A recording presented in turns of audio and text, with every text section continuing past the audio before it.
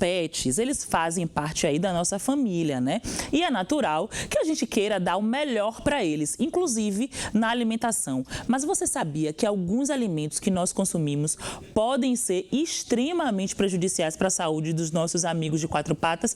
Pois é, hoje a gente está recebendo aqui a veterinária Miúcha Furtado para ajudar a gente a entender aí o que a gente não pode dar aos pets e também como é que a gente pode garantir aí uma dieta segura e saudável. Tudo bem? Boa tarde, Miúcha. Muito bom receber você aqui. Obrigada, Val. Obrigada pelo convite. Então, a gente acaba nesse processo querendo dar ali um pedacinho de carne, um pedacinho de frango e às vezes isso não é recomendado, né?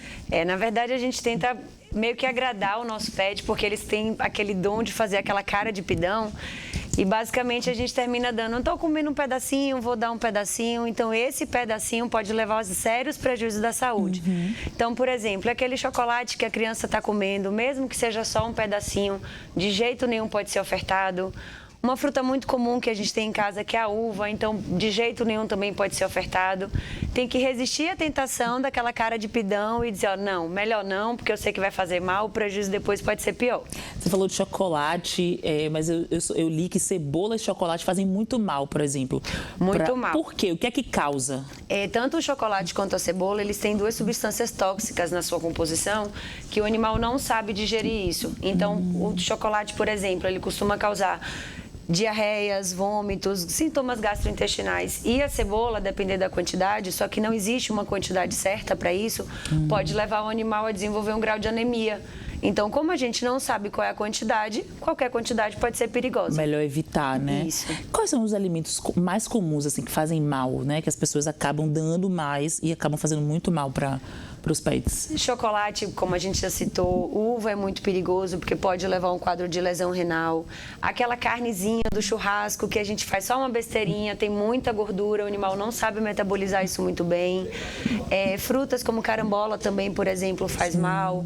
A jaca pode ser indigesta, a melancia pode levar a um quadro de aumento de açúcar muito rápido no sangue. Então, assim, são coisas que em teoria são inofensivas, mas que por conta de um metabolismo deles, a gente não pode arriscar. E tem uma coisa que você falou do churrasco, me lembra muita coisa de, você faz festa em casa, se você tem cachorro, as visitas costumam dar pedacinhos de coisas ali do churrasco para os pets, mesmo que você, o tutor daquele pet, não faça isso, né? Então as pessoas precisam também ter uma etiqueta social aí na hora de alimentar o pet. A gente fala muito, né, de não dê açúcar para o bebê, por exemplo. A gente precisa usar essa mesma etiqueta também para os pets, né, Miúcha? Exatamente, é o que eu costumo ensinar no consultório. O mesmo cuidado que a gente tem de perguntar para uma mãe de um neném se pode ofertar um biscoito, se pode ofertar alguma coisa, a gente pode perguntar, a gente precisa perguntar ao dono desse pet. Porque às vezes não é nenhum alimento que faz mal. Por exemplo, o frango. O frango é um alimento que pode ser dado de uma maneira geral. Sim. Mas grande parte dos animais hoje tem se tornado alérgicos. E aí só sabem quem convive diretamente com esse cão em casa, com esse animal em casa. E tem algum motivo para essa alergia aparecer? Alterações de flora intestinal são bem comuns. Um animal que sofreu algum tipo de tratamento na fase, né, de filhote, recebeu uso de antibiótico. Então, normalmente, o intestino, quando ele bagunça, ele remete a um grau de alergia nesse animal.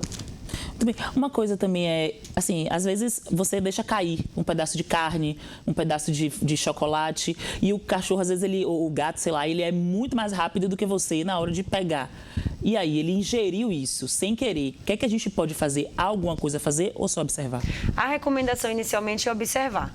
Se nas próximas 2 horas depois dessa ingestão acidental o animal não apresentar nada, aí só aumentar um pouco a ingestão hídrica dele naquele dia para ele conseguir eliminar aquela substância do organismo dele. Você fala beber água. Beber mais água, aumentar a ingestão dele. E eu vejo muita gente falando, não dá carvão ativado. Não precisa, a priori, né? A priori não. A depender da quantidade que esse animal, né, acidentalmente faça a ingestão, não precisa. Porque se ele tiver alguma coisa, o primeiro sintoma que ele vai ter é vômito. E aí, se por um acaso ele apresentar um vômito, o recomendado é que vá logo para uma clínica veterinária. Importante, isso é muito importante também, é procurar um profissional qualificado, né, Miúcha? Porque às vezes as pessoas querem resolver ali dentro de casa, falar, não, mas minha minha avó fazia assim quando o cachorro...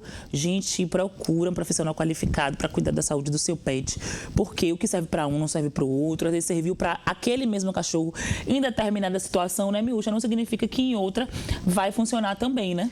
É a mesma recomendação que a gente tem pra gente de não se automedicar. Sim. A gente não deve fazer com o pet e nem tampouco procurar assim, porque eu vi na internet, porque o cachorro do vizinho fez isso.